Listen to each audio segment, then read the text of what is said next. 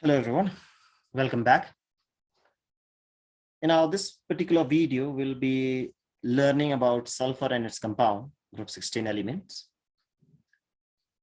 In our previous video, what we have done is we have taken the group 16 as general, where we have discussed the physical and the chemical property, the trends in physical and chemical properties.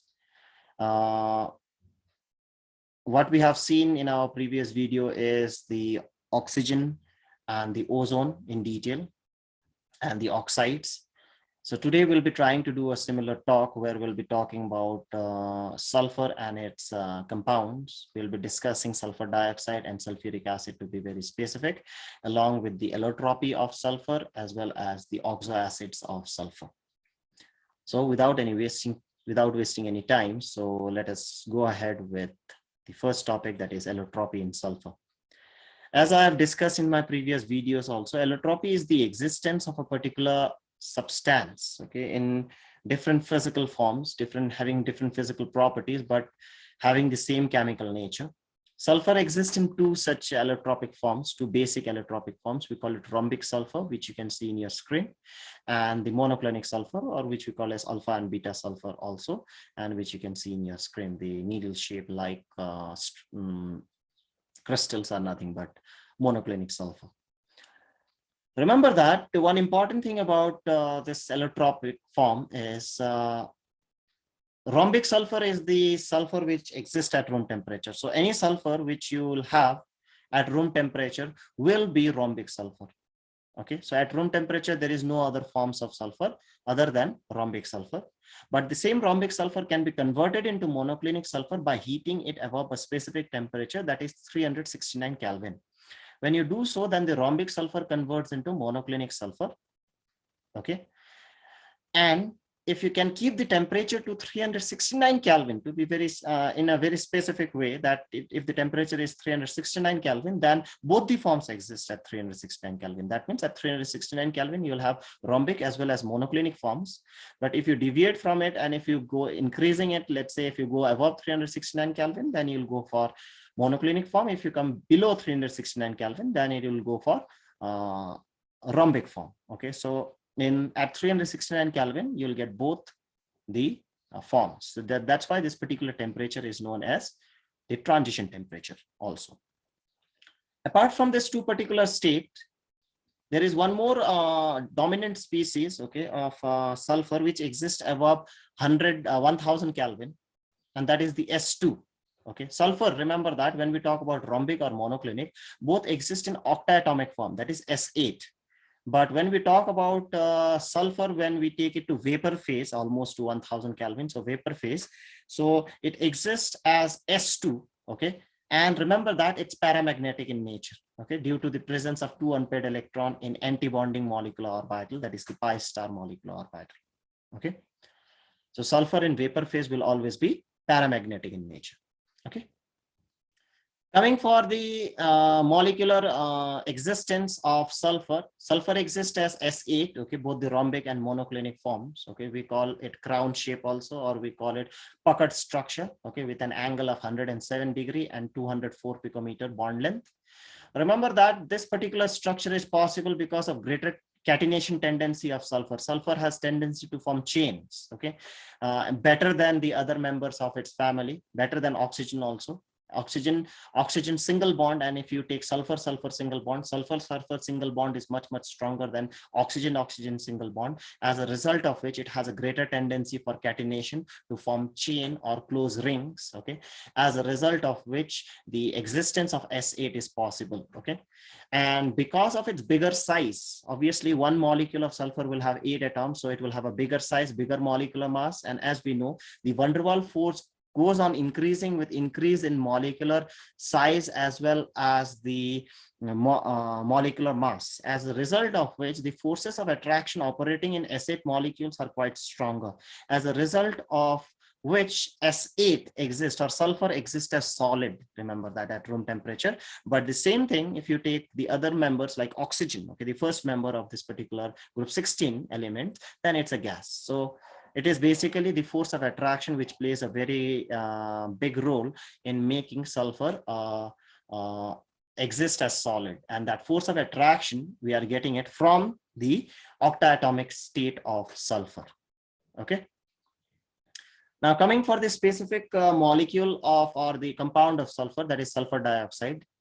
Let us start with the preparation of sulfur dioxide. Sulfur dioxide we can prepare in industry by a process called roasting, okay, which we basically burning. Okay, so you can take sulfur and burn it, okay, or roast it, you will get sulfur dioxide, or you can take iron pyrite, which is nothing but iron sulfide. Okay, you can roast it, and what you get is iron oxide and sulfur dioxide.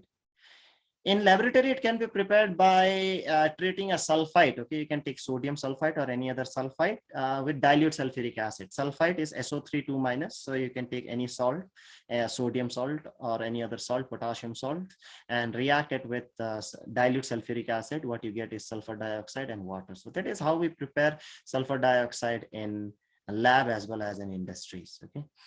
Coming for the properties, it's a colorless gas with irritating and suffocating smell. Remember that it's a very pungent smelling gas, which is having a very characteristic smell. Okay, you can make it out that it's sulfur dioxide.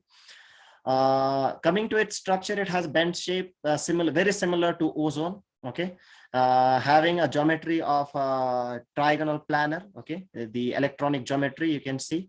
Okay, but since one is lone pair, so obviously there will be a lone pair bond pair repulsion, which is quite high, as a result of which it will not have a 120 degree, but it will have a 119 degree angle. Okay, which is a distorted geometry, and that is what we call as bent shape. Coming for the reducing character, sulfur dioxide acts as a good reducing agent. Okay, it reduces many compounds. I've taken two specific examples. One is the conversion of ferrous to ferric to ferrous, and another one is from permanganate to manganese 2+ salt. Okay, so you can clearly see Fe3+ whenever it reacts with sulfur dioxide, okay, in presence of water, then it easily converts into Fe2+. That is reduction from Fe3+ to Fe2+. Okay, whereas sulfur dioxide converts to sulfate and H+. Okay, that is what actually is the side product. Similarly, if you take permanganate salts, okay, or permanganate ions, okay, and if you react with sulfur dioxide, then it converts into manganese salt. Okay, and remember that as we know that the MnO4 minus, okay, this has a characteristic color which is pink violet. Okay, but when you pass sulfur dioxide through it, then it will give you actually a colorless Mn2+. Okay, that is how we can detect sulfur dioxide also. So to detect sulfur dioxide, we use this particular reaction where we take a solution of permanganate ion and pass sulfur dioxide through it. If we pass sulfur dioxide through it, and if actually the solution of this permanganate ion turns colorless, that means it is nothing but sulfur dioxide gas. Sulfur dioxide, when passed through water, forms sulfurous acid. Remember that. Okay, some of the students do really make a mistake over here. They think that sulfur dioxide, when we pass in water, gives you sulfuric acid. No, it does not. It gives you sulfurous acid. Okay, H2SO3. Not only that, sulfur dioxide reacts with chlorine also in presence of charcoal, which act as surface active agents, or you can call not surface active agent, but a surface catalyst. Okay, which gives you sulfuryl chloride. Okay, SO2Cl2. So SO2 plus Cl2 will give you SO2Cl2, which is nothing but sulfuryl chloride. So these are some of the properties of sulfur dioxide. Now coming for oxoacids of sulfur. Okay, there are a few very important oxoacids of sulfur which I have taken. Okay, the first one, the very important one, is sulfuric acid, H2SO4. Okay, the common name of which is oil of vitriol. Okay, and its basicity is 2. You can clearly see because of the presence of 2 OH groups. Okay, the basicity is basically dictated by the number of OH group in oxoacid. So you have 2 OH groups, so you can clearly see the basicity will be 2. Coming for the next oxoacid, that is sulfurous acid. Okay, H2SO3. Okay, and the basicity of this is again 2. You can see there is 2 OH group. Coming for the third one, that is nothing but the pyrosulfuric acid. Common name is oleum. Okay, and the basicity will be 2 because of the presence of 2 OH group. Okay, it is also an anhydride of sulfuric acid. Okay. Coming for the fourth one, that is nothing but peroxo disulfuric acid, H2S2O8. There is a peroxo group, you can clearly see, joining the 2 units of sulfuric acid. Okay, since it has 2 OH groups, so obviously the basicity will be 2. Its common name is Marshall acid.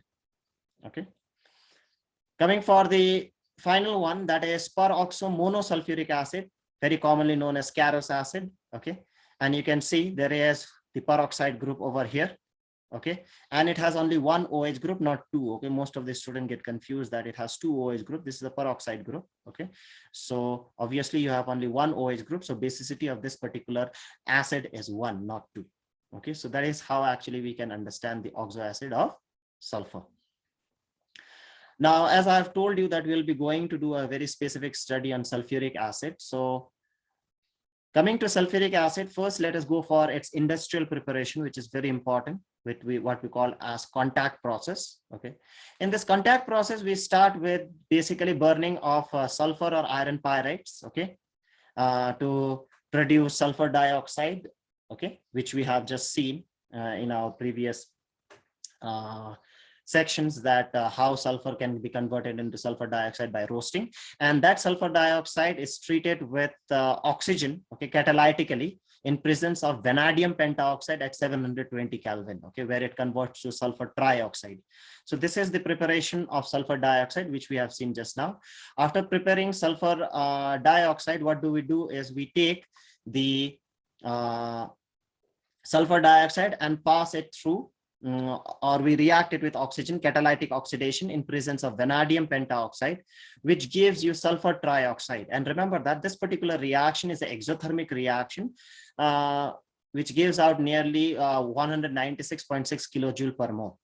Okay, this step is the key step in the manufacture of sulfuric acid. Okay, this step decides that how much sulfuric acid will be produced, what will be the yield of sulfuric acid, whether it will be good yield or whether it will be poor yield. Okay, so now to make good yield of sulfuric acid, we need to be very specific with the condition. So some of the favorable condition for the better yield of sulfur trioxide, so that we get better yield of sulfuric acid, are we need to have high concentration of sulfur dioxide and oxygen. When we have high concentration of sulfur dioxide and oxygen, what will happen is that the forward reaction will be favored according to Le-Chatelier's principle. So when you have higher concentration of reactants, obviously forward reaction will be favored. As a result, more sulfur trioxide you will get. Not only that, since the reaction is exothermic, so according to Le-Chatelier's principle, this reaction must take place at low temperature. But remember that carrying out reaction at low temperature decreases the rate of reaction. Okay, so as a result of which, we don't carry out it at a very low temperature nor at a very high temperature. Okay, that is what we call as an optimum temperature. So the optimum temperature of this particular reaction is nearly to 720 Kelvin. Okay, where the reaction is neither too fast, neither too slow. Okay, and remember that we have to use high pressure, since you can clearly see there is a decrease in the number of moles, 2 sulfur dioxide and 1 oxygen. 1 mole of oxygen gives you 2 moles of sulfur trioxide. But we are not using high pressure. We are actually writing as the condition required is high pressure, but we are using a pressure of about 2 atmosphere. That is not high pressure. Now, why we are not using high pressure when we need it?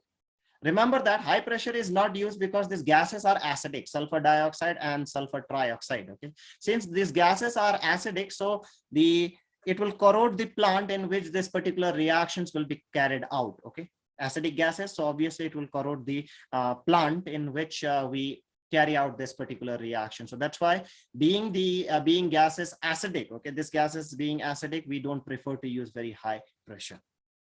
Okay. Now, once we get that sulfur trioxide, then remember that we don't react it with water. If sulfur trioxide reacts with water, it gives you sulfuric acid. We react it with, or we absorb it in 98% pure sulfuric acid, okay? And we make oleum, okay? And then oleum is converted into sulfuric acid, which actually will give you desired concentration, okay? So it is very easy to get desired concentration of sulfuric acid when you prepare oleum. But if you prepare sulfuric acid directly by preparing or by reacting sulfur trioxide with water, then you don't get desired concentration. So that's why we prepare oleum, not sulfuric acid. So that sulfur trioxide will react with sulfuric acid to give you oleum, and that oleum actually reacts with desired concentration of water to give you a desired concentration of sulfuric acid. So that is how we can get the desired concentration of sulfuric acid, what is needed. Okay, so that is why oleum is produced in preparation of sulfuric acid industrially. Okay, so that is how actually we prepare actually the sulfuric acid by contact process. Okay, now coming for the properties of sulfuric acid. Sulfuric acid has a very high boiling point. Remember that it is like a very viscous syrupy liquid. Okay, and it's because of hydrogen bonding. It forms extensive hydrogen bonding. It has quite a very high affinity for water, again because of hydrogen bonding. It can easily form hydrogen bonding with water, and whenever it is mixed with water, it is very exothermic reaction, exothermic mixture. Okay, and release a lot of heat. H2SO4 is a dibasic acid, as we have seen in the structure also, that it has two OH groups, so it can easily give you 2H plus. It obviously being an acid, it neutralizes alkalis, liberate oxygen from carbonates and bicarbonates. That is a characteristic of an acid itself. It is a strong oxidizing agent, very important, okay, because whenever H2SO4 decomposes, okay, on heating, it gives you H2O, sulfur dioxide, and nascent oxygen. This nascent oxygen being very reactive can actually make other system oxidize very easily. Some examples are like copper get oxidized to copper sulfate, okay, carbon get oxidized to carbon dioxide, okay, this is sulfur dioxide and carbon dioxide. Okay, sulfur get oxidized to sulfur dioxide. Okay, it is not only a good oxidizing agent, but a very strong dehydrating agent also. Okay, it dehydrates sugar to sugar charcoal. Okay, if I'll show you the reaction, this is a normal sucrose. Okay, C12H22O11 in presence of concentrated sulfuric acid, it dehydrates, okay, it and removes all the oxygen and hydrogen as water, and what is left is just carbon. Okay, that is what we call as sugar charcoal also. Okay, it's a very powerful dehydrating agent. Okay, any chance of liberating or taking out oxygen and hydrogen, if the system can give oxygen and hydrogen, contains oxygen and hydrogen, it can easily actually take out water from that particular system very easily. Okay, now coming for the uses of sulfuric acid, it is used in the preparation of fertilizers. Okay, it is used in lead storage batteries. Okay, the rechargeable batteries we use, okay, in car batteries. Okay, that is nothing but contains sulfuric acid. It is used in the preparation of paints, dyes, explosives. Okay, it is used in textiles and paper industries. Okay, it is used for actually for training of tanning processes. Okay, so these are some of the uses of sulfuric acid. Okay, so that is all about the sulfuric acid. Okay, and not only that, it is used as a dehydrating agent also. Okay, so that is all about sulfuric acid. Okay, so that is what actually we have learned today. Okay, what is the group 16 elements? Okay, what are the various compounds of sulfur? Okay, and to be very specific, the sulfur dioxide and sulfuric acid. Okay, so that's all for this particular video. So thank you everyone. See you again in our next video.